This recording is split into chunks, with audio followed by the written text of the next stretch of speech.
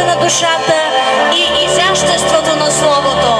Песните на моя народ, без начало и без край. И когото омайват, омайват го завинаги. Обичам те, българска народна песен, защото ти си хляба, умесен от ръцете на нашата майка, и виното на лято от нашия баща.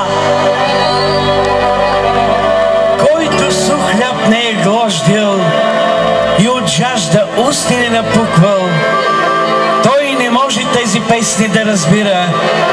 Песни тъжни, песни пълни с човешка мъка. Хубава е българската народна песен, чиста е като планински извор, ухаеща като горско цвете. Уважаеми жители и гости на прекрасното колоритно село Иваново, добре дошли! Весел празник!